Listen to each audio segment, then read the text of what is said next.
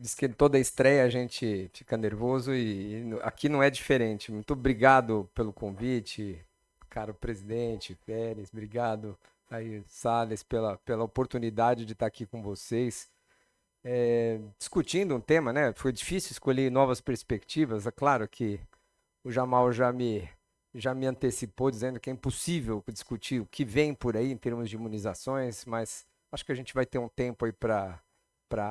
Pode ir passando, por favor, o primeiro. A gente sempre apresenta os conflitos de interesse, a gente tem um monte de atividades que a gente desenvolve, mas é importante deixar claro que para essa fala, obviamente, não tenho nenhum conflito de interesse, eu estou falando aqui em nome do conhecimento e do que nós temos aqui para discutir com vocês. Eu selecionei 4 vacinas, 4 imunizantes que estão aí chegando ou que estão por chegar, e que têm impacto, né? Como eu imaginei que aqui nós tivéssemos poucos pediatras e muitos médicos de diferentes áreas, são talvez assuntos que possam interessar não só pessoalmente cada um de nós, mas na prática e no exercício das nossas atividades. Vamos discutir dengue, claro, vamos discutir zoster, vamos discutir doença pneumocócica e vírus sincicial respiratório. Cada uma desses temas daria para discutir aqui durante pelo menos 1 hora, então eu vou procurar, nesses minutos que vem aí, resumir um pouco dos dados que a gente hoje tem disponíveis, o porquê, né, mostrar um pouco da carga dessas 4 doenças, e o que temos de novidades em termos de imunização, e depois, é claro, na hora das perguntas, a gente pode discutir Covid, pode discutir outras doenças, HPV, tem muita coisa para contar. Mas vamos começar com dengue, né? Talvez o assunto mais atual hoje em dia. Esses são os números de dengue de 86 a 2023. Eu só trouxe esse slide para vocês. O que está em barra são o número de casos e o que está em vermelho são as hospitalizações. Eu só trouxe isso para chamar a atenção porque tem ano que a gente tem muita hospitalização, que é a curva em vermelho, e nem tantos casos, que são as barras em cinza. E tem anos que a gente tem não tantas hospitalizações e muito mais casos. O que acontece num ano onde a gente explode de casos e não tem tanta forma grave? O que acontece que no outro ano que a gente tem muita mortalidade, muita hospitalização e nem tanto número absoluto de casos? Isso tem a ver com 2 específicos fatores. Primeiro, que a característica principal da dengue, talvez o que mais a diferencia de outras doenças infecciosas, é que a segunda infecção é que tem um risco maior. Se há um fator de risco para forma grave de dengue, é a segunda infecção, é ser a segunda infecção. Então, em locais onde a dengue nunca passeou por lá, e ela entra no sul do país, entra numa cidade que ela faz muito casos, porque ela encontra muitos suscetíveis, mas poucas formas graves, porque é a prima infecção na maior parte dos indivíduos infectados. Em lugares onde ela se torna mais endêmica, ela vai se reinfectando, as pessoas vão tendo a primeira, a segunda infecção e vão ter mais formas graves na segunda infecção. O que quer dizer também, relacionado ao sorotipo que circula. Temos 4 tipos de dengue, fica muito tempo sem circular um tipo, na hora que ele entra, ele vai fazer muitas segundas infecções, porque ele encontra uma população de virgens daquele vírus muito grande. E o segundo fator que também faz com que a gente tenha mais ou menos mortalidade é o manejo da doença. Se ela entra num local já muito acostumado com dengue, as pessoas reconhecem precocemente, orientam precocemente e o manejo acaba sendo melhor. Onde ela entra pela primeira vez, apesar de ela fazer muitos casos e poucas hospitalizações, ela acaba às vezes tendo mais formas graves porque o profissional da saúde, nós não estamos acostumados nem a pensar em dengue. Né? No sul do país, alguém chegava com febre, dor de cabeça, ninguém ia falar isso pode ser dengue. Não tem dengue aqui, até as pessoas acostumarem que tem dengue. Então isso faz toda essa heterogeneidade de ano a ano, com mais casos ou menos casos, com mais mortes ou menos mortes. Próximo, por favor. E outro dado importante na dengue é a sua sazonalidade. Aí está de 2019 a 2022, mostrando que 90% dos casos se concentram no primeiro semestre. Olha lá, que é as semanas epidemiológicas. Vai até a semana 26, 27, final de junho. E às vezes a gente vê na mídia, nós chegamos em maio já com 100% dos casos que nós tivemos no ano passado. É claro, depois de junho, julho vai desaparecer. Todos os casos se concentram. Exceto o que a gente viu esse ano, que já começou no final do ano, em dezembro, a subir. É o El Ninho, é o aquecimento, as larvas estão rompendo mais cedo porque o ovo eclode no calor mais rápido, é mais chuva fora de estação, então acumula mais água. Sem dúvida, os fenômenos climáticos tendem a modificar esse panorama sazonal da dengue. Então vamos ver o que vai acontecer daqui para frente. Um amigo meu me disse essa semana, prepare-se para o verão mais fresco que você vai viver na sua vida. Esse é o verão mais fresco que a gente vai viver. Daqui para frente só vai piorar, ou seja, o aquecimento só vai ser pior do que a gente está vivenciando hoje. Próximo. E aqui ilustra o que a gente falou em relação às regiões do país, né? Então, quando a região centro-oeste, que está em vermelho, sempre teve os maiores coeficientes de incidência da doença. Casos por 100 mil habitantes. Vejam sempre em vermelho disparando.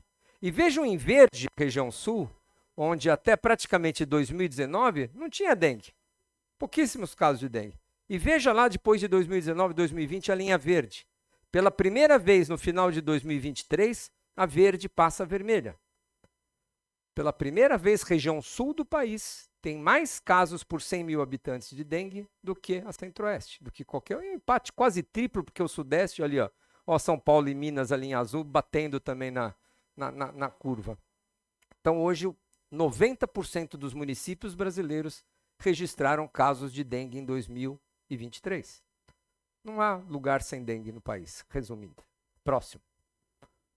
Esse é o boletim de hoje, tá? Só para a gente ter uma ideia do que tem acontecendo. O que está aqui em azul claro é 2023, o que está aqui nessas barras de azul escuro é 2024. Semanas epidemiológicas, número de casos. Olha como a gente já começa 2024 muito acima de um dos piores anos que a gente teve, que foi 2023. Tanto em número de casos, como em número de óbitos. Nós tivemos 1.070 óbitos em 2023, nunca tivemos tantos óbitos por dengue, e a gente começa, e se a gente for seguir aquela curva que eu mostrei sazonal, com pico entre março e abril, nós vamos piorar muito. Ah, mas será que vai acontecer isso? Não, pode ser que sim, pode ser que não, essas curvas são heterogêneas. Isso, mas há uma tendência preocupante que vem acontecendo aqui. 900 mil casos, batendo 1 milhão. Onde está mais escuro no mapa são os maiores coeficientes de incidência. Distrito Federal, Minas, Brasília, Paraná, Espírito Santo. Tem municípios de 2020, em 2023 que tivemos 33 mil casos por 100 mil habitantes. 3 de cada 10 tiveram dengue. Dengue que foi no médico, né? Porque sem falar aquelas dengues que tiveram formas assintomáticas. Virtualmente 100% das pessoas em alguns municípios se infectaram em 2023. Então a gente tem coeficientes de incidência que estão lá. O Distrito Federal com 3.500 por 100 mil. Até agora, neste ano. Ou seja, 3,5% da população do DF já teve dengue. Pelo menos suspeito ou confirmados. Próximo. Bom, a vacina que nós dispomos hoje, que foi introduzida no Programa Nacional de Imunizações, que estava até ontem disponível nas clínicas privadas, está acabando, quem quiser tomar nem consegue mais, porque o Ministério acabou comprando toda, é uma vacina contra os 4 tipos, japonesa, laboratório Takeda, chamada Kedenga. Como é que eles estruturaram a vacina? É uma vacina de vírus vivo, como sarampo, catapora, rubéola, cachumba, tem o vírus da dengue vivo, atenuado, enfraquecido para não causar doença em ninguém. E é o vírus 2, dengue do tipo 2.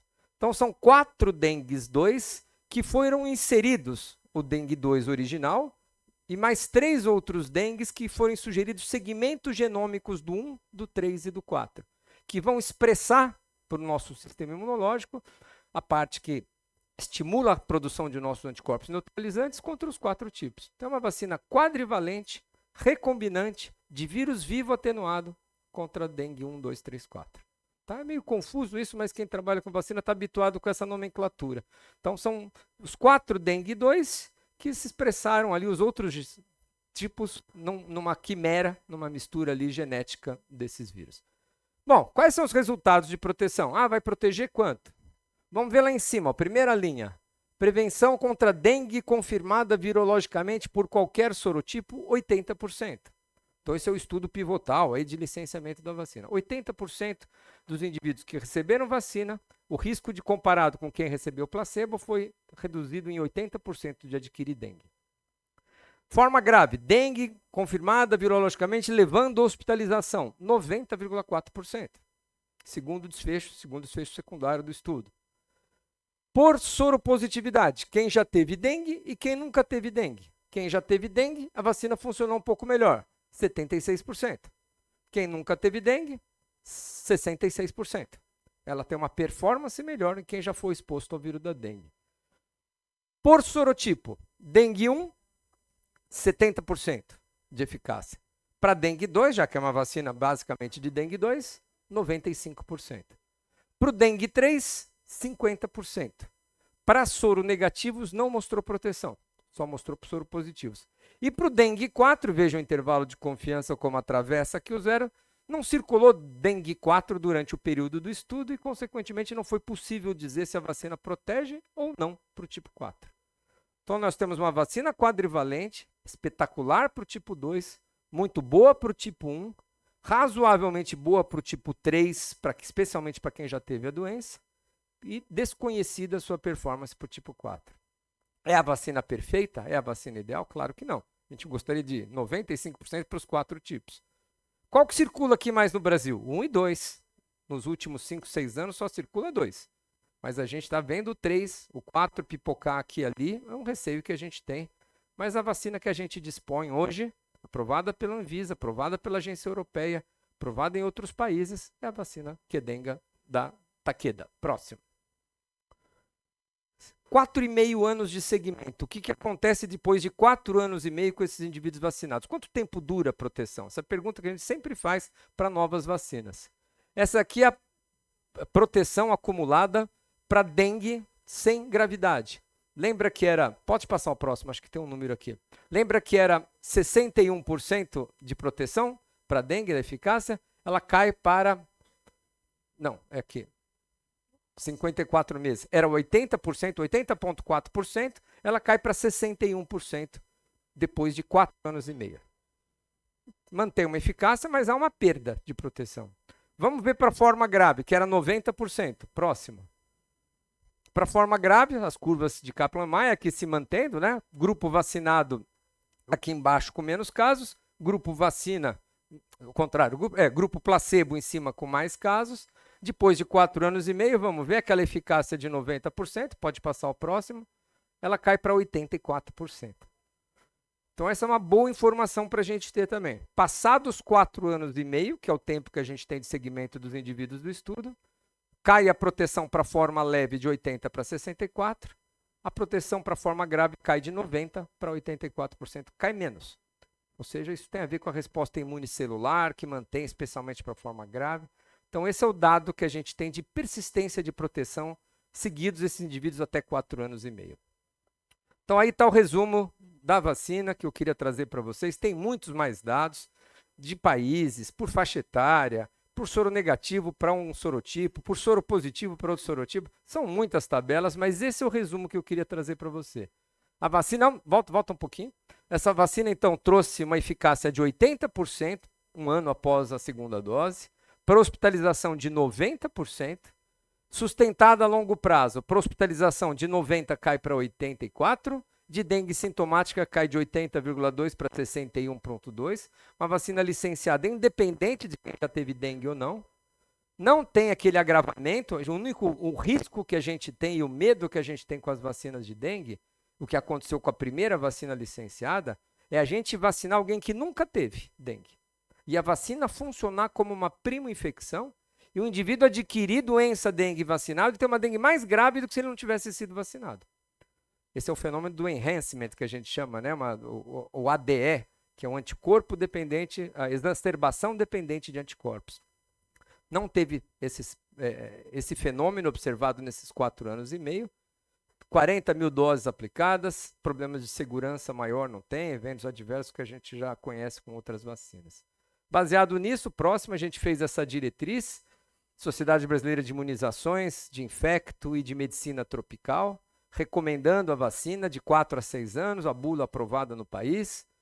Outros países licenciaram sem limite superior, Comunidade Europeia, Argentina. A Anvisa foi mais rigorosa, entendeu que os dados acima de 60 anos são insuficientes para aprovar a vacina.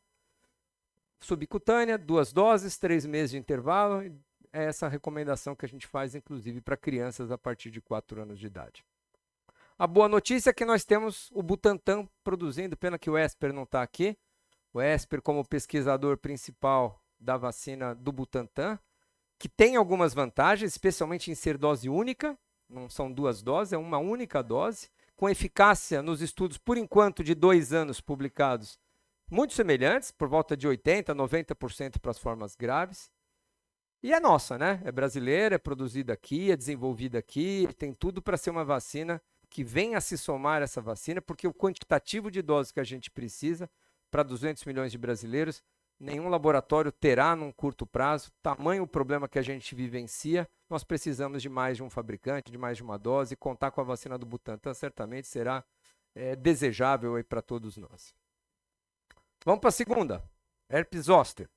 Acho que todo mundo já viu um paciente, já tratou o paciente ou já teve zoster, alguns dessa sala. Uma doença extremamente frequente, especialmente com o passar da idade.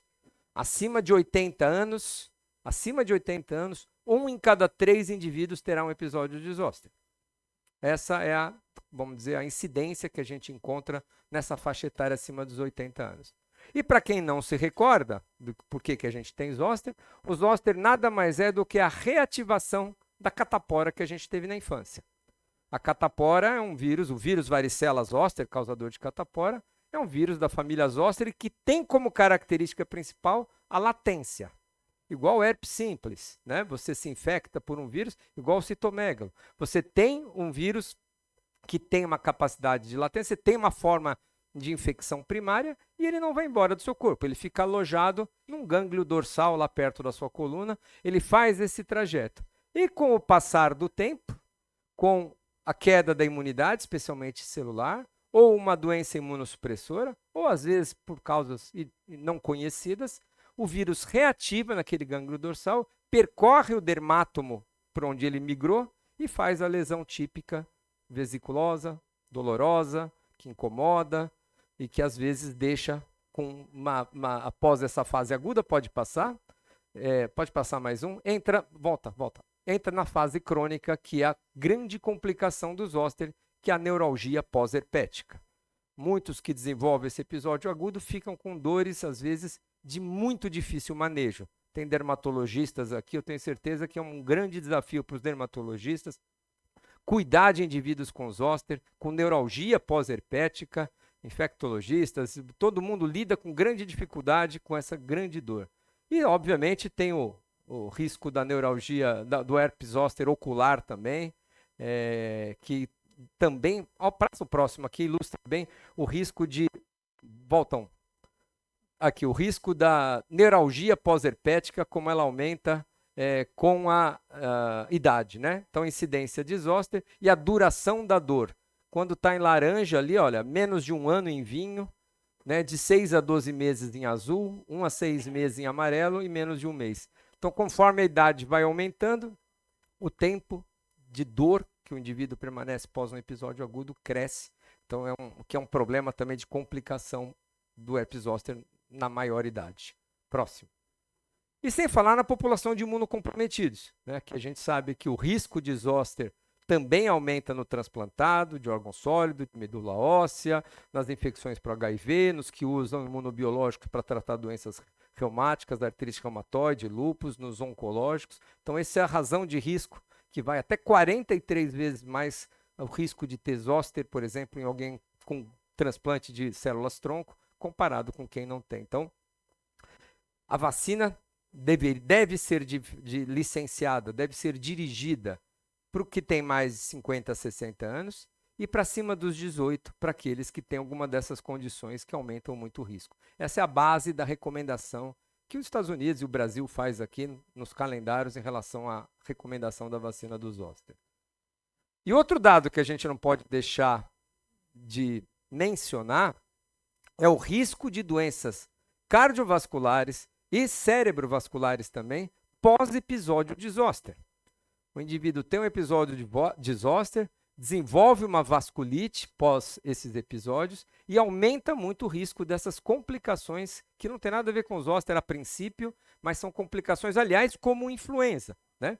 A gente vê muito mais infarto depois de influenza, muito mais AVC depois de influenza, muito mais doenças, porque são doenças inflamatórias que levam a uma vasculite, a um processo inflamatório de uma maneira geral, e aumenta esse risco desses, aí está o odds ratio desses riscos para doenças em 3 meses, em 1 ano e até em mais de 1 ano para essas complicações que a gente tem, eventos respiratórios e cardiovasculares e cerebrovasculares também.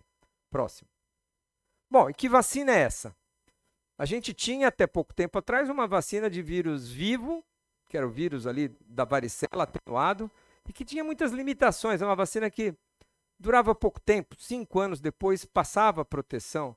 Protegia bem para a neuralgia pós-herpética, mas não protegia tão bem para o episódio agudo.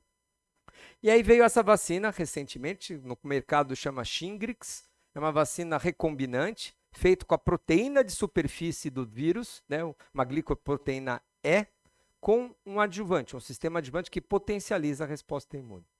2 doses, com intervalo de 2 meses entre elas, e vejam que espetacular o resultado dos estudos. Pode passar ao próximo. Foram feitos 2 estudos, o ZOE, que é 50, que é acima de 50 anos, e o ZOE 70, que envolveu indivíduos acima de 70 anos de idade. 2 doses, né, para esses mesmos indivíduos, 16 mil no ZOE 50, 14 mil, 15 mil nos indivíduos acima de 70 anos de idade. Próxima. E a eficácia vacinal foi essa. Última coluna lá, que do lado de vocês à direita. 97% de eficácia para quem tem mais de 50 anos, 96% de 50 a 59, 97% de 60 a 69, 90% acima de 70 anos, 91% acima de 70 a 79, acima de 80, quer dizer, não caiu a performance da vacina independente da idade. Uma vacina extremamente imunogênica. Unifesp participou do estudo com a doutora Lili, que foi uma das pesquisadoras aqui no Brasil, e o estudo foi quebrado no julgamento. No meio do estudo, na hora que os pesquisadores viram que praticamente não tinha, todos os casos de zoster eram no grupo placebo, acabou o estudo. Encerrou o estudo, quebrou o cegamento, todo mundo ganhou vacina, tal foi o resultado preliminar que esses estudos já tiveram, demonstrando essa altíssima eficácia. Então, esse é o resumo para neuralgia pós-herpética também. Veja que não só para o episódio agudo de zoster, foram aqueles números que eu mostrei, mas para aqueles que desenvolveram zoster, o risco de ter neuralgia reduziu em 90% dos maiores de 50 e praticamente 90% dos maiores de 70. Então é uma vacina, sem dúvida, hoje, que reduz de maneira importante. A gente começa a discutir no Ministério, essa semana a gente tem a primeira discussão, a introdução, pelo menos, da vacina para grupos de risco, transplantados, esses grupos que eu citei ali, onde o risco é muito maior. Nos CRIs, né, nos Centros de Referência para Imunobiológicos Especiais, pelo menos para essa população. E é claro que para nossos pacientes, a clínica privada é uma vacina que, como eu falei, acima dos 50 anos, ela está licenciada, eu acho que ela devia fazer parte da nossa rotina de prescrição. Bom, essas são as recomendações da Sociedade Brasileira de Imunizações, no intervalo. As perguntas que vêm sempre, para quem já teve episódio de zoster, pode tomar depois? É quem mais procura vacina, né? Quem acabou de ter a doença fala, não quero isso nunca mais, posso tomar? É muito raro você ter uma recorrência do episódio agudo em pouco tempo, né? O episódio agudo de zoster reativa a sua memória imunológica e dificilmente você vai ter uma recidiva. Aquele que fala, eu tive um zoster todo mês, isso não é zoster. Vai atrás de herpes simples, vai atrás de outra coisa, aquilo não é zoster. Zoster não dá todo mês, dá cada 3 meses em ninguém. Tá? Então, lembrar que você pode esperar um tempo, 3 meses, até 6 meses. A gente recomenda um intervalo para quem teve zoster pelo menos 6 meses após o episódio. É a recomendação da Sociedade Brasileira de Imunizações. E a partir dos 18 anos para aquelas condições de imunossupressão que a gente comentou. Vamos lá, vamos para infecções pneumocócicas. Outra doença importante, que assume importância principal nos extremos das idades, a criança pequena, no indivíduo acima de 60 e todos entre 5 anos e 60 anos que têm alguma imunodeficiência. Então, quem tem risco de desenvolver infecção pneumocócica grave é a criança pequena, é o idoso e é aquele de 5 a 60 anos com alguma comorbidade. O pneumococo é uma bactéria capsulada. Tem na sua cápsula ali seu principal fator de virulência. É contra essas cápsulas de polissacáride que a gente induz nossos anticorpos. E de acordo com a composição dessa cápsula, a gente vai classificar nossos pneumococos. Tem mais de 100 já pneumococos descritos. Tem mais de 100. Por isso que as vacinas são 10 valentes, 13 valentes, 15 valentes, 23 valentes, porque a gente precisa englobar numa mesma vacina o maior número possível de sorotipos de pneumococo. Já que a imunidade é sorotipo específico. A gente produz anticorpos quase sempre dirigidos àquele sorotipo presente na vacina. Pneumococo traz resistência, pneumococo tem um monte de outras questões envolvidas ali. Mas a colonização é a porta de entrada do pneumococo, são as crianças as grandes colonizadas pela bactéria e, portanto, as grandes transmissoras para nós, mais de 60, que convivemos com nossos netos, convivemos com as nossas crianças, que somos pediatras. Eu vi que tem uma pediatra aqui na sala, acho que só tem uma, além de mim. E são esses os verdadeiros terroristas biológicos do pneumococo. São as crianças portadoras que acabam contaminando. E tem a vantagem, porque na hora que a gente imuniza as crianças com vacinas que são capazes de reduzir o estado de portador, a gente protege indiretamente toda a comunidade. Ao vacinar crianças, a gente elimina a colonização por aqueles tipos que estão na vacina, eles deixam de circular e todos se beneficiam, especialmente os idosos, dessa vacinação. Falta um pouquinho só para lembrar que as formas da doença, o pneumococo pode ter uma doença que a gente chama de mucosa. Não, no próximo, por favor. Que são as otites e pneumonias não bacterêmicas, e às vezes o pneumococo cai na corrente circulatória e dá a doença chamada invasiva. Invasiva porque o líquido é previamente estéril, então encontrar numa articulação, num líquido pericárdico, num líquido pleural, no sangue, não é normal encontrar bactéria, a gente chama isso de doença invasiva. Então são as formas que a gente quer prevenir com a vacinação pneumocócica. E outro fenômeno que as vacinas pneumocócicas conjugadas nos ensinaram, que é ao tirar de circulação aqueles sorotipos que estão na vacina, a gente usa uma vacina 10 valente ou 13 valente, a gente tira do mercado esses sorotipos que estão na vacina. As crianças deixam de ser colonizadas, não circulam mais e está resolvido o problema? Não. Outros sorotipos começam a ganhar o espaço que era ocupado por aqueles sorotipos. É o fenômeno da substituição ou do replacement. Então a gente tira aquele sorotipo de circulação, vem outros. E aí a vacina que era 7 virou 10. A que era 10 virou 13. Virou 13 já virou 15. A 15 já está virando 20. A lógica é a gente cobrir aqueles sorotipos emergentes que estão ocupando o espaço daqueles que a gente tirou de circulação. E aqui é o que aconteceu no Brasil. Em verde, os sorotipos que estão na vacina 10 valente que a gente usa no PNI para as crianças. A gente introduziu em 2010 a vacina, eles respondiam por 80%. Olha lá como eles apareceram os verdinhos. Não tem mais doença pneumocócica pelos sorotipos que estão na vacina. Em compensação, sobe outros sorotipos, que justamente os que estão na 13, o que estão na 15, o que estão na 20, porque as vacinas são desenvolvidas justamente para correr atrás desses sorotipos que estão emergindo. Próximo. E aí a gente tem outro aspecto, que é em relação à resistência ao antibiótico. Né? A gente sabe que os sorotipos emergentes, principalmente um chamado 19A, é o que tem emergido nas Américas e no mundo, está associado a um clone de resistência. Então, além dos casos serem todos por esse, você começa a ter resistência que são significativas, né? Para resistência à penicilina e até a cefotriaxona. De mais de 20% das cepas 19A são resistentes à cefotriaxona. Ah, mas o que quer dizer isso? Quer dizer que eu atendo hoje uma criança com meningite, que eu vou fazer um tratamento empírico, que eu não sei qual é a bactéria ainda, porque não chegou o resultado. E se eu pensar em dar para essa criança só cefotriaxona, Rocefin, para tratar essa meningite, eu estou com 20% de chance de estar errando, de estar com germe resistente. Hoje a recomendação na pediatria é Rocefin mais Vanco, para tratar uma meningite empírica de um lactente que você pode estar suspeitando que seja uma infecção pneumocócica. Então a gente precisa de vacinas que vão atuar na redução da doença, mas também no que a gente faz no dia a dia, na nossa prática, no manejo dessas infecções. Próximo. Então essas são as vacinas. A 10 valente, que a gente tem no Programa Nacional de Imunizações, com aqueles 10 sorotipos. A 13 valente, que acrescentou o 19A, o 6A, essa por muito tempo nas clínicas privadas. A 15 valente, que chegou agora, faz 6 meses que ela está no mercado, que acrescentou mais o 22F e o 33F. E a 20, valente que já está nos Estados Unidos, já está submetido na Anvisa, e a gente está aguardando que chegue uma vacina de maior valência ainda, ampliando aí o espectro de proteção para mais tipos de pneumococo. Então, essa é o racional que a gente recomenda. Próximo, por favor.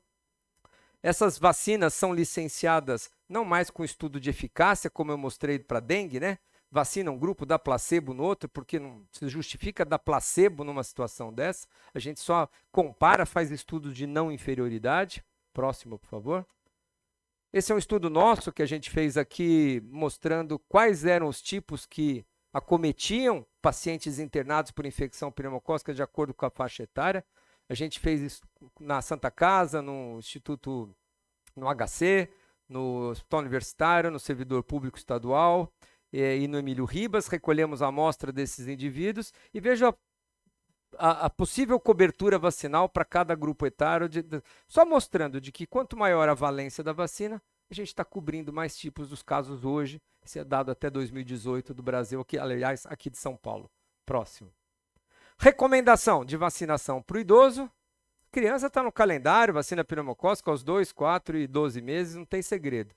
Mas aquele que tem doença crônica ou tem mais de 60 anos, os Estados Unidos fazem a vacina 15, associada no esquema sequencial a pneumo 23, ou a vacina 20, que já tem praticamente os mesmos 23, os mesmos 20 sorotipos da 23. Então são os dois esquemas aceitáveis hoje nos Estados Unidos. Lembrando que aqui no Brasil a gente não tem a 20 ainda, mas em breve a gente vai ter e provavelmente devemos fazer recomendações semelhantes ao que os americanos fazem. Então está aí o calendário da Sociedade Brasileira de Pediatria e de imunizações para crianças, recomendando preferência a 13 ou a 15 no lugar da 10 do Ministério da Saúde, próximo. E vacinação do idoso, recomendando também a 13 ou a 15, né, como preferenciais. Por que 13 ou 15? Porque para nós o grande diferencial está naqueles 3 a mais que não tem na 10. Principalmente o 19A que a gente falou. Os que circulam, os que tem a mais na 15 não traz tanta vantagem como traz da 10 para 13 que a gente precisa aqui introduzir logo. E para terminar, e para não cansá-los mais, vamos falar de um vírus que a gente ouve falar muito. Quem é pediatra maneja esses vírus todo ano, com uma enorme carga, são aquele que causa bronquiolite nas crianças, bronquiolite e pneumonias, muitas vezes interna, uma carga enorme dos nossos prontos-socorros, de nossas enfermarias, ficam lotados todo outono por bronquiolite, por questão do vírus social respiratório, e cada vez mais ele é reconhecido como um importante patógeno nos idosos, como influenza, como Covid, o VSR, nos extremos das idades, tem um papel enorme em termos de infecção. Vou mostrar um pouco para vocês. Esses são dados aqui de taxas de hospitalização por 100 mil. Veja o menor de um ano e como ela volta a aumentar lá na outra curva, nessa curva em U, nós acima de 70, 80 anos de idade. O que está em azul aí é países de baixa renda, com uma carga muito maior do que país em amarelo de média renda, do que país em vermelho de alta renda. Talvez as infecções por vírus sincicial respiratório expressem as maiores iniquidades em termos de doenças infecciosas no mundo. 90% dos óbitos por vírus sincicial respiratório acontecem em países de baixa renda. Quem morre de vírus sincicial respiratório está aqui no Brasil, está na África, está na Índia, está na América do Sul, não está na Europa e nem nos Estados Unidos. Próximo. No primeiro ano de vida, esses são os coeficientes de incidência de hospitalização. Primeiro semestre, onde concentra o bebê mais jovem, e volta a aumentar, e como eu falei, com muito subdiagnóstico, porque a gente pensa pouco naquele idoso que interna com uma doença respiratória, e a gente pesquisa influenza, pesquisa Covid, poucas vezes pesquisa vírus sincicial respiratório. E muitas vezes as internações nesses idosos é a diferença daquele idoso que está compensado com seu diabetes, com sua insuficiência renal limítrofe, com sua fragilidade, com uma marcha lenta, ele vai parar 10 dias numa terapia intensiva, e ele não anda mais, ele sai de lá em cadeira de rodas, às vezes sai dialisado, às vezes sai com traqueostomia. A qualidade de vida é o impacto na autonomia desses idosos uma vez infectados, por qualquer um desses agentes que a gente comentou, é enorme. Próximo. No primeiro ano de vida, como eu falei, o primeiro semestre, os primeiros 3 meses, é a grande carga da doença do VSR com as bronquiolites na primo-infecção da criança. Aqui vale também o que nós falamos. O bebê se expõe nos primeiros meses de vida e é ali que ele faz as formas graves. As recorrências de infecção durante a vida são leves em geral. Às vezes descompensa uma doença crônica, mas é no idoso onde ele volta a fazer a grande carga de doença. Só para vocês terem uma ideia, são números americanos. Né? Você vê que a população de menores de 5 anos nos Estados Unidos são 20 milhões, o dobro de americanos tem mais de 60 anos de idade. Morre-se 150 crianças em média por ano por VSR nos Estados Unidos em crianças menores de 5 anos de idade. Estima-se mais de 17 mil mortes de americanos acima dos 60 anos de idade por vírus sincicial respiratório. E quem tem mais internação por vírus sincicial respiratório, além da idade, portador de doença pulmonar crônica, insuficiência cardíaca, cânceres hematológicos, doenças neurológicas e insuficiência renal. Então, esses são os fatores de risco, além da idade, que levam à hospitalização por VSR. Aqui é um estudo que mostra toda essa carga da doença, comparando países de alta renda, né? Países dos Estados Unidos, Austrália, Reino Unido, mostrando a grande carga que tem todas nessa meta-análise. Acho que não precisa passar, não. Próximo. Bom, quais são as estratégias de prevenção? Aqui a gente está falando que nós temos que prevenir a doença no bebê e temos que prevenir a doença no idoso. Então, para isso, temos 3 estratégias diferentes. Vacinar a grávida, para passar anticorpo e proteger o bebê. Dar um anticorpo pronto para o bebê, um anticorpo monoclonal, para ele atravessar a primeira sazonalidade dele no semestre, protegido artificialmente com anticorpo monoclonal. E vacinar o idoso. E por acaso, não por acaso, ou depois de muito investimento, este ano nós temos os 3 produtos sendo licenciados nos Estados Unidos em 2023 e chegando aqui no Brasil. Uma vacina para a grávida, um anticorpo monoclonal para o bebê e uma vacina para o idoso. Então nós vamos ouvir falar muito de VSE, porque nós vamos ter um arsenal que nunca tivemos para controlar o vírus sincicial respiratório. Então esse aqui é o painel que a gente tem. Os anticorpos, que eu vou vindo lá de cá. Para controle do bebê nós temos o palivizumab, que a gente já usa há muito tempo, mas agora chegou o nizaripumab, que é um anticorpo monoclonal, para dar no bebê assim que nasce e fazê-lo atravessar a primeira estação protegido. Com M aqui, a vacinação materna da Pfizer. A vacinação mostrou segura e eficaz em proteger. Vou mostrar alguns números para você, o bebê cuja mãe foi vacinada. E as 2 vacinas de Elderly ali, de vírus sincicial para proteger o idoso. Então temos essas estratégias, todas elas chegando aqui no país também, já licenciadas nos Estados Unidos. Próximo. Esses são os dados de prevenção do nizaripumab, aquele anticorpo que eu falei. Esses bebês que nascem e recebem uma dose ao nascer, no berçário, desse anticorpo, tem uma eficácia em prevenção de infecção atendida por vírus sincicial, hospitalização e doença severa de 80% a 85%. Ou seja, esses bebês são protegidos na sua primeira estação de 80% a 85% como redução de risco de hospitalização e formas graves por VSR. Próximo. Esse é o dado das grávidas. Vacinar a grávida, um estudo grande da vacina da Pfizer. Aliás, é a mesma vacina que a Pfizer usa no idoso, ela usa na grávida. É exatamente a mesma vacina. Tem aquele nome lá esquisito, Abrisvo. Tá? Em breve vai estar aqui entre nós. Vamos ver os resultados da Abrisvo. Aqui são dados de segurança, passa o próximo que tem de eficácia. Está aqui, tem um monte de números aqui, mas vamos para essa última coluna direita. Eficácia vacinando a grávida para prevenir o bebê da bronquiolite. Nos primeiros 3 meses, 90 dias, 82%. Depois de 180 dias, 6 meses, continua em 70% a eficácia da vacina bebê cuja mãe foi vacinada. Para forma, isso aqui é para a forma severa da doença. Para forma leve, para bronquiolite leve no bebê, 57% no primeiro trimestre, 51% no primeiro semestre de vida. Ou seja, vacinar a grávida se traduz numa proteção em torno de 50% para a forma leve de bronquiolite, em torno de 70% a 80% para a forma grave. Por isso que a vacina foi licenciada lá nos Estados Unidos, em breve vamos ter aqui também. E para os... Aqui já é o idoso? Não, pode passar, mas pode passar 2. Esse é o estudo que foi publicado com essa eficácia. Vamos para o próximo. E a vacina para o vírus sincicial respiratório para os idosos, essa é a vacina que já licenciada no Brasil, aprovada pela Anvisa, em breve vai estar no mercado, né, que chama Arexvy, se quiser falar em inglês, RSV, que é o nome do RSV para eles, é um acrônimo, que é uma vacina que usa aquele mesmo adjuvante da vacina do zoster com uma vacina proteica, uma proteína na sua formulação pré-fusional. O que aconteceu com os idosos? Vamos lá para os estudos de aprovação da vacina também. Um braço recebeu o placebo, um braço recebeu a vacina, atravessou a primeira estação, na segunda estação eles dividiram de novo. Um braço recebeu um reforço, um braço recebeu placebo para ver se o reforço melhoraria a proteção depois de um ano. Vamos lá para os resultados. Infecção pelo VSR nos idosos vacinados na primeira temporada, 71% de redução. Infecção do trato respiratório inferior, 82% de proteção.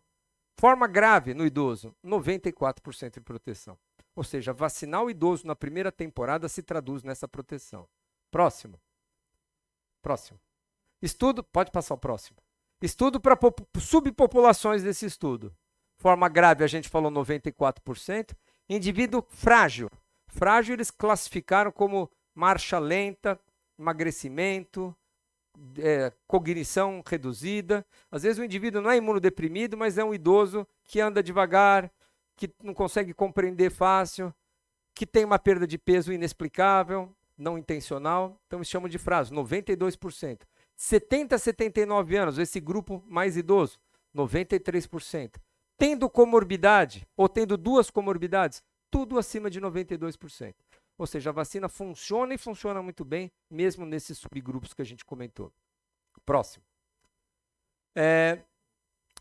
VSR tem dois tipos, A e B, mostrando que para o tipo A e para o tipo B ela funcionou igual também. Isso acho que é um detalhe só. Pode ir para o próximo. Próximo. O que aconteceu depois de 2 temporadas? O que aconteceu no segundo ano? Porque o vírus circula mais lá no inverno, então fizemos a vacina, ele atravessou a primeira temporada com esses resultados. O que aconteceu na segunda temporada? A eficácia da primeira temporada, que era de 82, na segunda temporada caiu para 67. Sustentou, nem perdeu um pouco, mas sustentou. E para a forma grave, que era 94, caiu para 80, 78,8. Também manteve uma eficácia sustentada por 2 temporadas. Vamos ver aquele subgrupo que tomou a dose de reforço. Próximo. Pode passar o próximo. Aqui é quem recebeu uma única dose na primeira temporada, e lembra que a gente falou que sustentou, caiu um pouco, mas manteve? E dar uma segunda dose não mudou nada. Uma segunda dose, antes de começar a segunda estação do VSR, manteve a proteção do mesmo jeito, ou seja, não há vantagens em dar 2 doses da vacina na segunda temporada. Você dá uma temporada e ela sustenta a proteção por 2 doses, por 2 temporadas. Isso aqui é evento adverso, mostrando que dá dor, essa em roxo é dor, tá? Que é dor no grupo vacina, dor no grupo placebo. Uma vacina que dói, quem já tomou zoster daqui é a mesma coisa, esse adjuvante melhora muito a resposta imune, mas dói. A gente precisa avisar quem vai tomar a vacina do zoster, do VSR, que dói bastante. Acho que quem já tomou sabe bem do que eu estou falando. Mas os outros eventos sistêmicos são tranquilos, febre, mialgia, fadiga, tudo mais. Pode passar o próximo. Então esse é o resumo da vacina que está licenciada no Brasil. Lembrando que outras vêm, a da grávida, a do idoso da Pfizer, e os anticorpos monoclonais estão para chegar. Foi desenhada para esses desfechos e mostrou alta eficácia para todas essas populações e subpopulações acima de 60 anos de idade. Eu só termino mais 2, 3 slides falando do grande desafio que está sendo vacinar no país, né? O Jamal começou dizendo aqui como a gente atravessou uns períodos difíceis, especialmente de perda de confiança nas vacinas. Um dos pilares fundamentais para as pessoas se vacinarem é confiar na vacina, confiar na gente, no profissional de saúde, e confiar na política pública que está colocando aquela vacina à disposição. A gente viu o cenário das coberturas vacinais incrementando muito, né, nos primeiros, há décadas atrás. A gente convivia com pessoas paralisadas, todos nós dessa sala tinha amigos sequelados de pólio na escola, todos nós não, tem gente novinha aqui, mas quase todos nós aqui com gente sequelada de pólio, nossos pais viam sarampo, as crianças morriam de difteria, morriam de coqueluche. Isso não só nos fez vacinados, mas como também nos trouxe a memória do que eram essas doenças. A nova geração, inclusive de profissionais da saúde, não veem mais essas doenças. Recomendam as vacinas de maneira menos enfática. Traz a percepção de risco lá para baixo. Ninguém se sente ameaçado mais por essas doenças. Próximo. Isso tem explicado boa parte como pano de fundo das baixas coberturas vacinais no país recentemente. Claro que as mães hoje trabalham, claro que o calendário está muito mais cheio, precisa ir todo mês no posto, claro que os horários de funcionamento não são adequados, tem um monte de fator que dá para melhorar a cobertura vacinal. E a gente precisa enfrentar cada um desses aqui. Próximo. E a percepção de risco é isso, pode dar mais um clique. É o cara que diz, vacinas são inúteis, vacinas são maléficas, eu nunca tomei vacina, meus filhos nunca ficaram doentes. É o gênio ali em verde protegido por um rebanho, todo mundo ao seu redor vacinado, e ele não pega a doença acreditando que tomar vacina não faz nenhuma diferença. Então essa é a percepção do risco que a gente precisa mostrar. Talvez o grande desafio das vacinas, já que elas acabam sendo vítimas de si mesmas, né? Elas fazem tanto sucesso e eliminam vacinas, que as pessoas começam a questionar o seu valor. Terreno fértil para os oportunistas de plantão dizer que para que vai vacinar, essa doença não existe, vem comigo que eu tenho um tratamento bacana para você, eu reverto o efeito da sua vacina, vacinas não prestam, é o ambiente perfeito para a disseminação dessa outra nova doença, né? Uma doença da desinformação, que é digitalmente transmissível, né? A gente tem doenças transmissíveis por sangue, por via transplacentária, por respiração, e tem doença transmitida por via digital, que às vezes faz mais vítimas que muitos micro-organismos que a gente conhece aí. E outro grande desafio da vacina é isso aqui, esses 3 triângulos que eu gosto. Se você compara vacina com tratamento, quando você está com uma cólica renal, uma pancreatite, qualquer dor que você dá entrada no pronto-socorro e te injetam qualquer coisa na sua veia, você fala, ufa, estou melhor. Você não pergunta se é da China, se é da Rússia, se tem mercúrio, se tem alumínio, se vai fazer mal, quais são os efeitos colaterais. Você toma antibiótico sabendo que aquilo vai te dar uma gastrite, mas mesmo assim você toma porque você precisa tomar.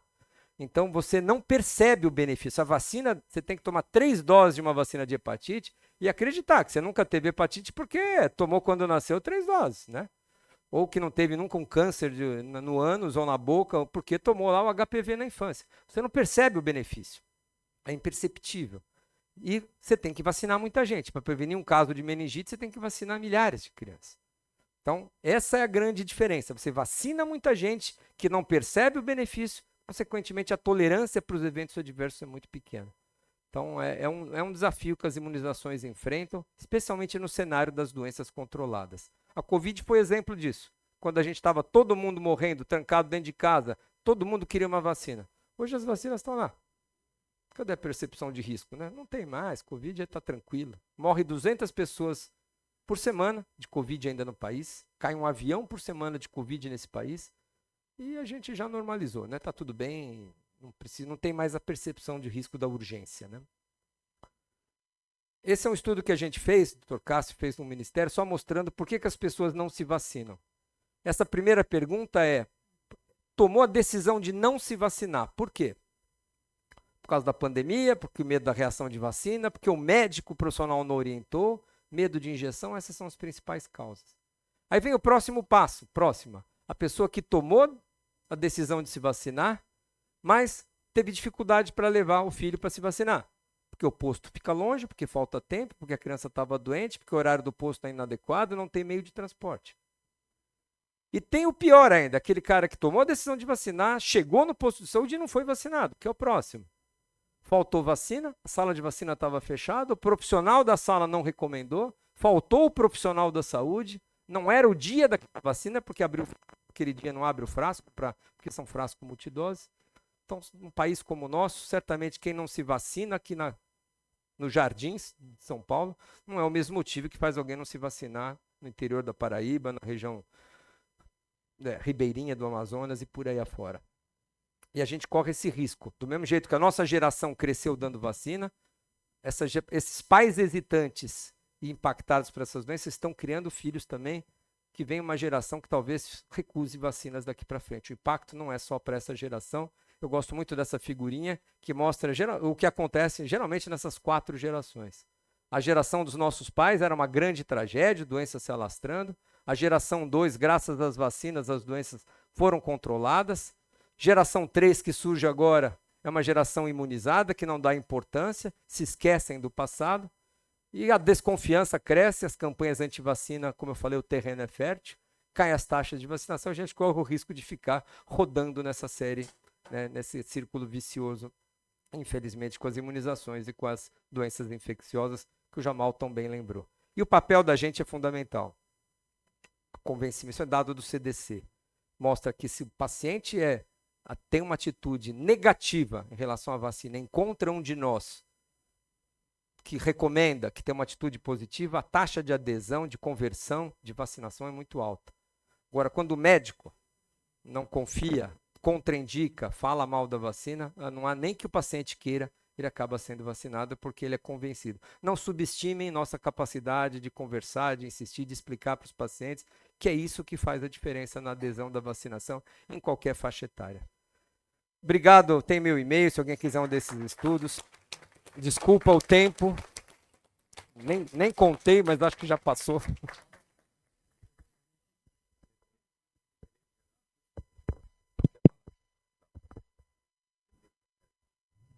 Excelente, Renato. Eu sempre falo que água potável, antimicrobiano e vacina fizeram o mundo andar para frente, né? E a gente não pode tentar andar para trás agora. Passar a palavra para o Jamal, rapidamente, para fazer um apanhado disso, para a gente poder abrir para a plateia, Jamal, por favor.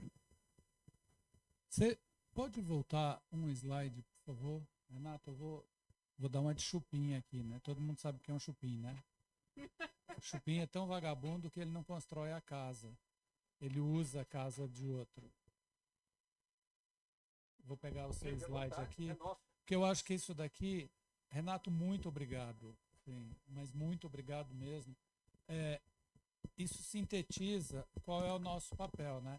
Eu sempre digo que infectologista é uma especialidade de idiotas, porque a gente torce para o sujeito não adoecer. Já viu um cirurgião plástico torcer para implante de mama cair de moda? Nunca. Mas a gente fica procurando vacina para o sujeito não adoecer, a gente vai atrás de coisa para que a pessoa não fique doente. O que é um paradoxo, né? Um contrassenso. Como diz minha filha, pai, você vende pipoca? Eu agora respondo para ela, não, pimenta. Mas vejam aqui, qual a importância disso, que eu acho que você sintetizou de uma maneira excepcional. Se a gente exerce um papel proativo, a gente muda a história, a gente faz com que as pessoas vivam. Isso não é pouco, isso é muito. Isso é aquilo que, quando a gente se graduou, a gente levantou o braço e disse que ia fazer. Não foi isso? Então, vejam, eu queria muito esse seu slide aqui, porque ele... Não, mas isso responde várias postagens, inclusive no nosso grupo. Eu vou retomar esse assunto, porque eu acho que ele é fundamental, porque ninguém discute a importância de uma biópsia para um gânglio. É curioso isso. Mas fica discutindo o papel de uma vacina. Eu anotei aqui que era o único papel que eu tinha, tá? Desculpa. Mas vejam, qual é o papel da vacina? Muita gente passou pelos bancos da graduação e não se deu conta da importância do que era aquela disciplina de saúde pública, né? Qual é o papel de uma vacina? Qual é o papel de uma vacina? É impedir a transmissão de uma doença? Seria ótimo se ela de fato fizesse isso.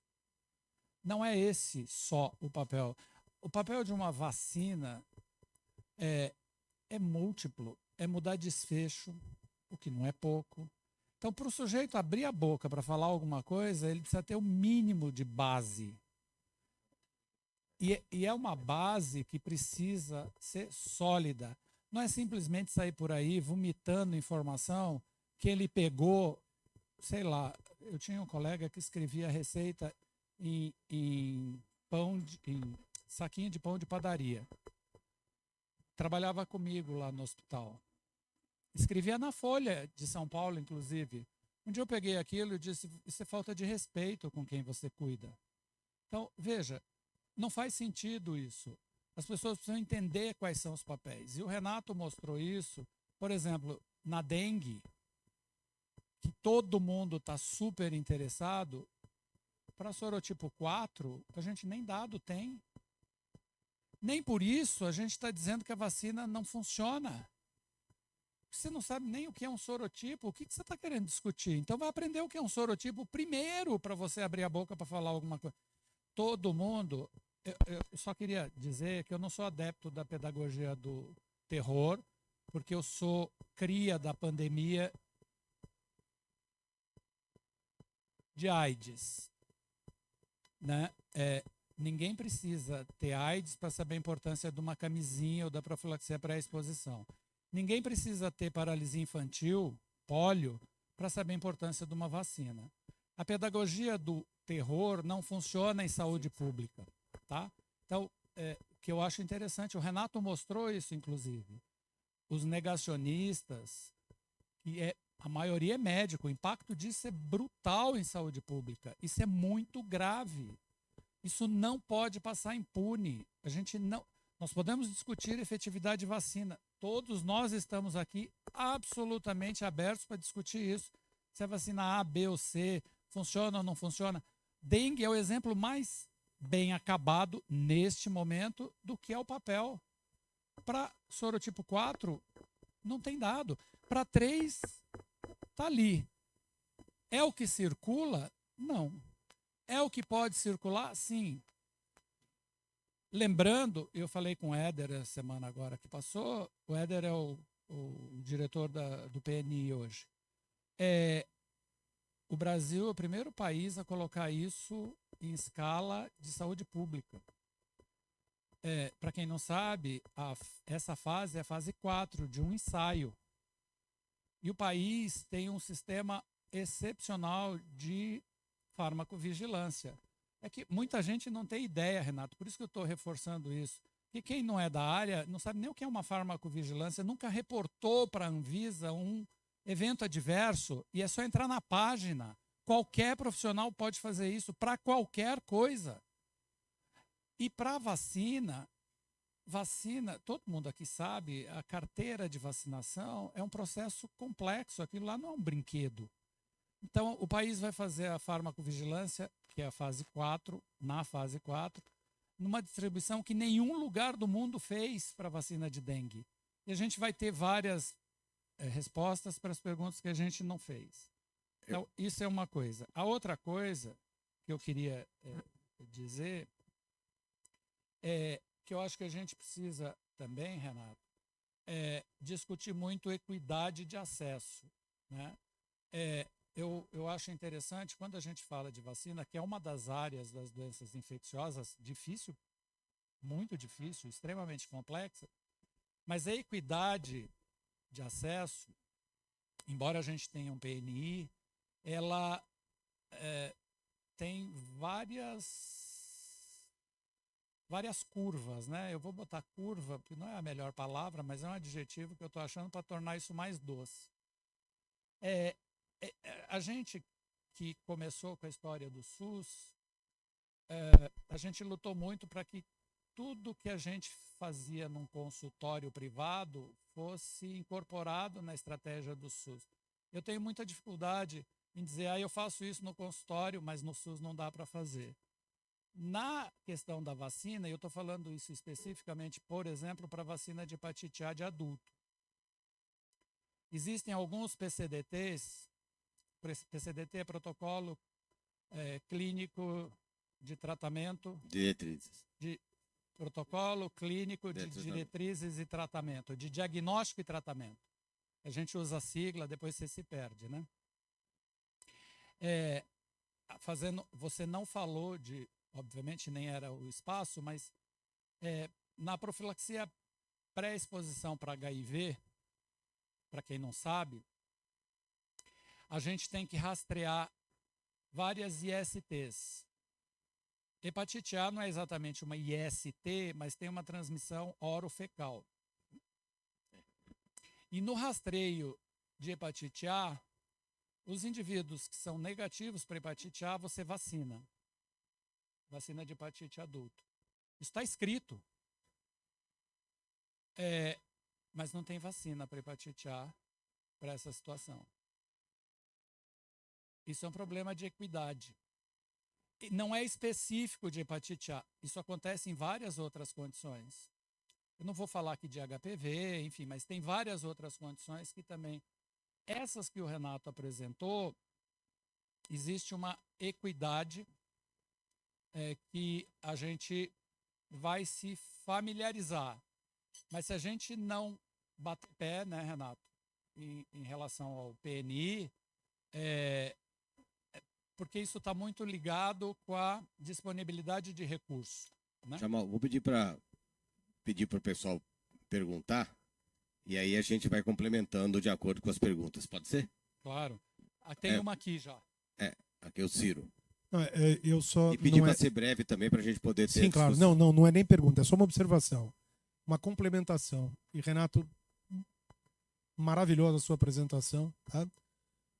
Só que essa amnésia vacinal não é privilégio do Brasil. O estado de Nova York, que é um estado globalista, está caindo de 7% a 8% a vacinação ao ano nos últimos 15 anos. Quase zero está se vacinando. Eles têm causas muito mais ideológicas, não é o córrego, não é a distância do posto, não é a dor no braço, tem causas muito mais ideológicas a serem um dia discutidas. Mas isso é um fenômeno hoje mundial. Tá? A Ásia faz uma verdadeira campanha contra-vacinal. Impressiona. Parabéns pela tua apresentação. Obrigado. Absolutamente objetiva, clara, sinóptica. Muito obrigado. Você tem toda a razão. Questões religiosas, inclusive, grupos. É um fenômeno que não é nacional, não. O fenômeno é mundial mesmo. Roberto?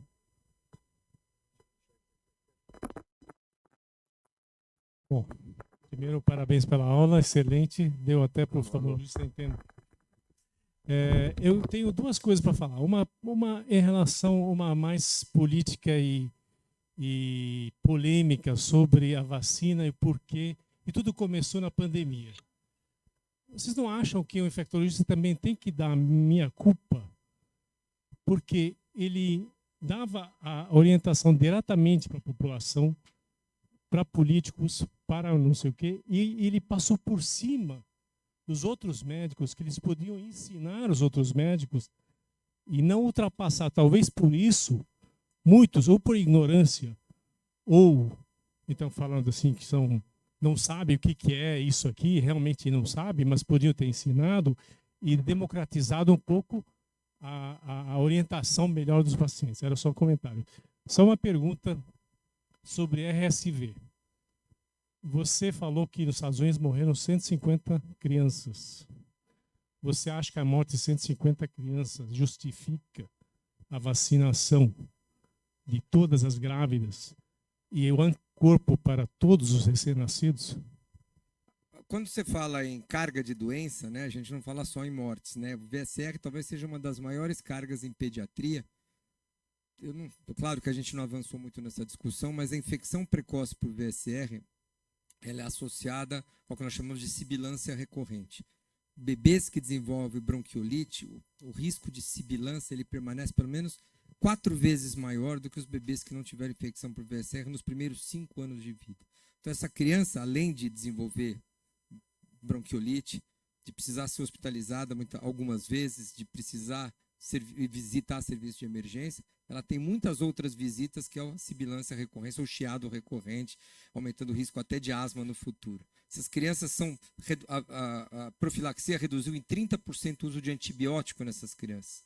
Essa profilaxia reduziu não sei quantas faltas ao trabalho dos pais. Então a carga da doença, em termos de hospitalização de morte, justifica. A Espanha foi o primeiro país que utilizou o anticorpo monoclonal de rotina para todo bebê que nasce. Já tem o primeiro dado de efetividade, em torno de 80% nas 3 regiões, Valladolid, Maiorca e outro estado da Espanha que introduziu.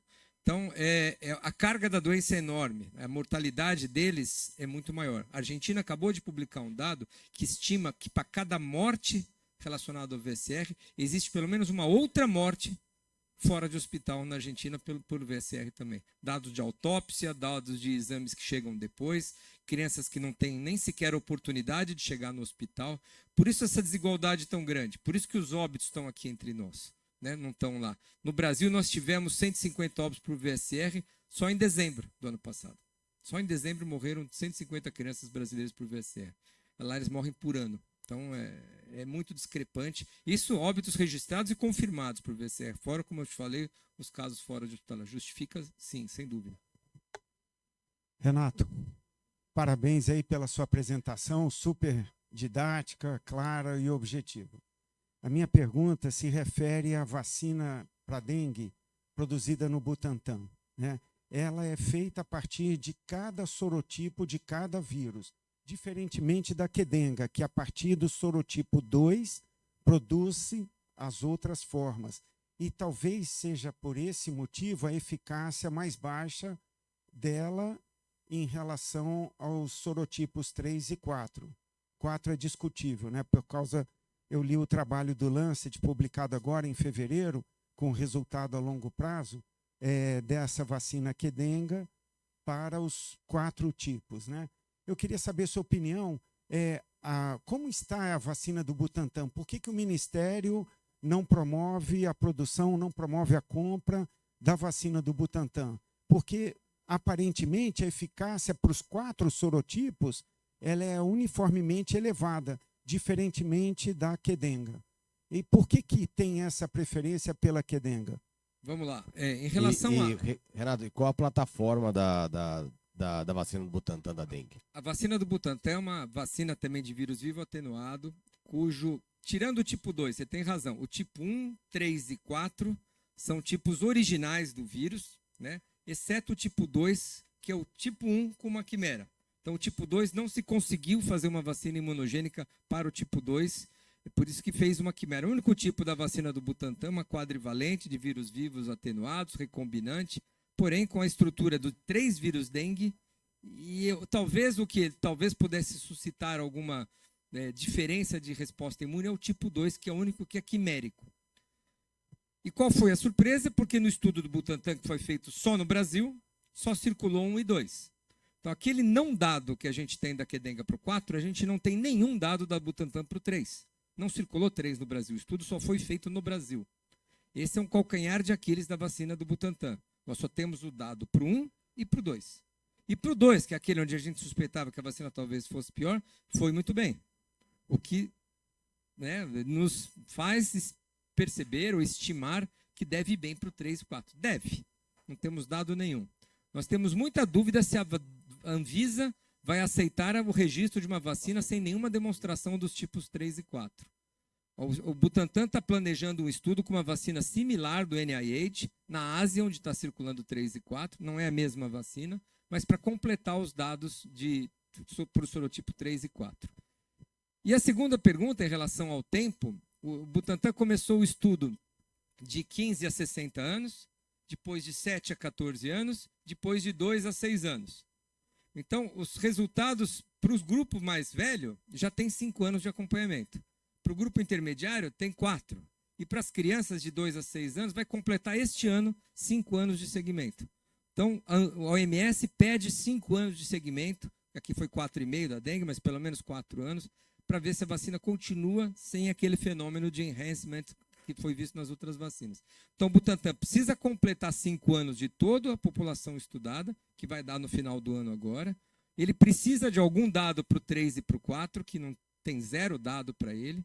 E eu acho que aí sim, eu acho que tem condições de submeter a Anvisa e obviamente, vai ser aprovado, né? Os dados que a gente tem hoje são consistentes demais para ser aprovados. E já tem uma análise interina, porque nessas crianças que receberam, que não completaram 5 anos, já completaram 3 anos e meio de estudo. Os dados não estão publicados, o Esper não me autorizou a apresentar aqui, mas a gente já tem dados convincentes apontando que também para os grupos de crianças a persistência da proteção se vai dar, com alguma queda também, mas por 5 anos. A gente tem essa grande incógnita, como é que vamos fazer o licenciamento de uma vacina tetravalente sem nenhum dado para o 3 e para o 4? Eu acredito que até pelo atual cenário, a Anvisa aprove. Ok, muito obrigado. Mais uma pergunta rápida, se me permitir, a respeito do pleomorfismo de anticorpos. Não era esperado que um paciente que tenha contraído dengue de sorotipo 1 não tenha um pleomorfismo com o sorotipo 2, ou seja, a doença não seria mais atenuada, a gente vê exatamente o contrário, né? Paradoxal. Como você explica isso? Isso, o que é diferente de todas as outras doenças infecciosas na dengue é isso, né? Você tem, quando você se infecta por um dos 4 tipos da dengue, você produz o anticorpo contra aquele tipo que você se infectou, chamado homotípico, e você produz anticorpos heterotípicos contra os outros 3. Esses anticorpos heterotípicos são de curta duração. Duram ali por volta de 6 meses, desaparecem e fica só com o anticorpo com aquele que você se infectou, esses anticorpos cruzados. E são justamente esses anticorpos heterotípicos que ficam por ali, que têm uma afinidade diferente, né, do que o anticorpo gerado especificamente para aquele homotípico, que quando você se infecta por um segundo vírus de dengue, eles competem no sítio de ligação com o próprio vírus, com os anticorpos que são, de fato, né, neutralizantes, e impedem a ação do anticorpo neutralizante. O vírus se replica muito mais na segunda infecção por conta dessa concorrência desses anticorpos heterotípicos que se desenvolveu pela doença. E aí esse é o fenômeno que é descrito como ADE, anticorpos, exacerbação de doença dependente de anticorpos, ou Antibody Dependence Enhancement. Esse é o fenômeno que faz da dengue a segunda infecção ser muito mais grave por conta desses anticorpos heterotípicos. E a vacina não pode se comportar como um agente indutor de ADE para essas coisas. Então esse é o grande desafio, porque até hoje nós não tínhamos conseguido desenvolver uma vacina para dengue. Não sei se deu para entender, é complicado isso. Alguma questão, Walid? Renato, muito boa a sua apresentação, como sempre. Obrigado. Eu venci, eu te trouxe para a MLB. Você venceu, nós tentamos muitos meses.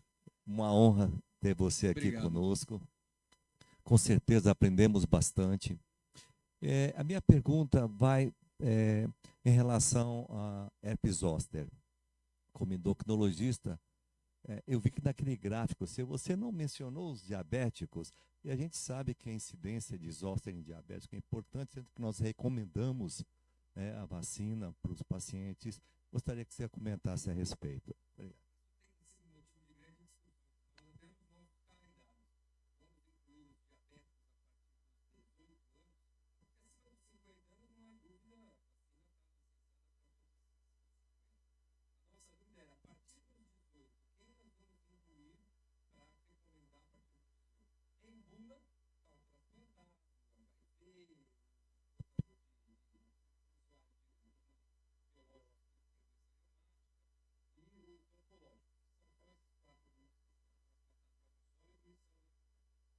Pede para quem não assinou, assinar o livro de tudo.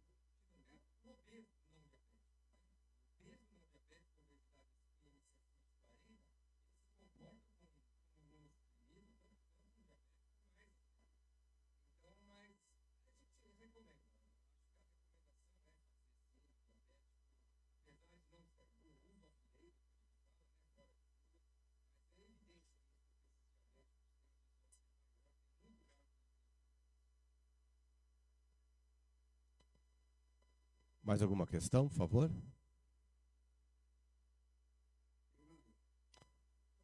Eu levo lá, Renato. Eu levo lá. Nós temos, boa noite a todos. Nós temos hoje em dia, até estava comentando aqui que eu tenho um colega da Santa Casa que é absolutamente contra as vacinas, em virtude do que a gente tem acompanhado nos últimos tempos. Por exemplo, a vacina da Covid tem trazido uma série de efeitos colaterais importantes e alguns letais. Qual é a sua posição? Qual é a posição da sociedade a respeito desses eventos trágicos, né? E de todos, enfim. E, só para completar, parabéns pela sua palestra.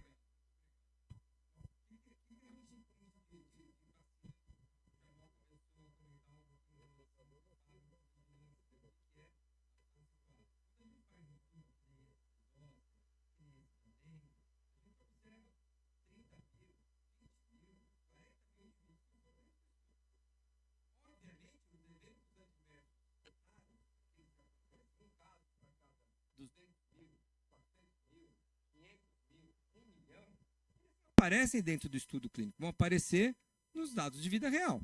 Isso vale para qualquer medicamento, isso vale para qualquer vacina, isso vale para qualquer coisa. Ninguém estuda um produto para ser licenciado em milhões de pessoas. Você estuda em milhares de pessoas. E aí, quando ele vai para a vida real, a gente continua acompanhando. E o que a gente aprendeu com as vacinas de Covid? Vamos lá. Efeitos tromboembólicos, né? Vacinas de vetor viral, leia-se AstraZeneca e Janssen, tem um risco razoável. Razoável que a gente chama é algo perto de 100 casos para 1 milhão de doses aplicadas.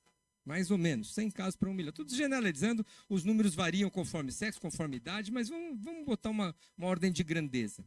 Evento extremamente raro para o momento epidêmico, pandêmico, comparado à gravidade da doença. Ninguém deixou de usar na pandemia a vacina da AstraZeneca e a vacina da Janssen, por exemplo. Outro evento adverso que a gente aprendeu, miocardites.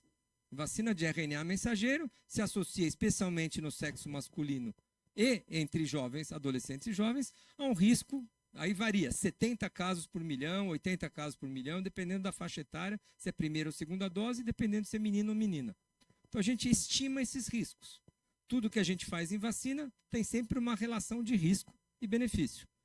Quando a pandemia acabou, os óbitos diminuíram, construiu-se uma imunidade populacional e que a gente, misto de vacina versus exposição que todos nós tivemos, hoje a doença é outra. Hoje, se alguém de nós adquirir Covid, a chance da gente parar no hospital é muito menor do que há 2, 3 anos atrás, qualquer um de nós. E você olha para o cenário. Hoje nós temos meia dúzia de vacinas, com perfil de segurança diferentes, com perfil de eficácia diferentes, eu posso escolher. Então, ninguém mais está usando vacina de AstraZeneca, a de vetor viral. Nem a Sputnik, nem a Janssen e nem a AstraZeneca. O evento é raríssimo, mas ter Covid e parar no hospital e morrer também ficou mais raro. E você tem outra opção. Então você parou de usar a vacina de vetor viral. Assim é a medicina, assim é o avançar das vacinas. Hoje você tem opções mais seguras, tem outras vacinas com menos eventos adversos e que para o risco e benefício da situação não se justifica o uso. Vacina de RNA mensageiro com miocardite. Existe um evento raro? Existe, mas com a Covid ainda existe muito mais. Restrito àquela faixa etária, não tem na pediatria evento, não tem morte em criança por miocardites. Só tem em alguns adolescentes, poucos casos, raríssimos eventos. Estou falando de miocardite, o caso já é raro. Com desfecho fatal, é muito mais raro ainda. Nós temos contando os dedos, acho, os dados de Israel, do Reino Unido e do Canadá, onde reportaram óbitos confirmados relacionados à vacina. Então, isso não é novo. Febre amarela é uma vacina que tem risco de morte. Tem gente que desenvolve doença viscerotrópica, toma vacina de febre amarela, desenvolve doença parecida com a febre amarela e morre pela vacina. Ninguém deixou de vacinar a febre amarela porque o risco é tão raro que morrer de febre amarela selvagem é maior o risco. Pólio oral gotinha dá paralisia em umas crianças. Um caso para cada 4 milhões de crianças que recebem a gotinha fica com uma pólio vacinal, idêntica a pólio selvagem. E ninguém nunca deixou de vacinar a pólio gotinha. Agora que está acabando a pólio no mundo, nós estamos tirando a pólio oral de circulação, botando tudo pólio de vírus morto, a Salk, está substituindo a Sabin. Esse é o evoluir da história. Sempre que você faz recomendações de vacina, de medicamentos, de qualquer ação, intervenção em saúde pública, tu olha para o benefício que você tem, para o risco dos eventos adversos. A partir do momento que você tem mais risco do que benefício, eu tenho mais casos de pólio hoje no planeta pela vacina do que pelo vírus selvagem. Tem mais casos de pólio derivado de vacina, são centenas de casos no mundo de derivados de vacina, e a gente conta uma dúzia de casos de pólio de vírus selvagem no Afeganistão e no Paquistão.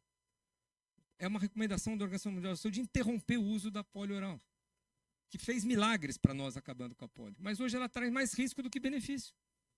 E com a Covid é a mesma coisa. Quando a gente entender que uma vacina vai trazer mais risco que benefício, ela não deve ser mais recomendada. O que não faz sentido é a gente recomendar vacinas que vai trazer mais malefício do que benefício.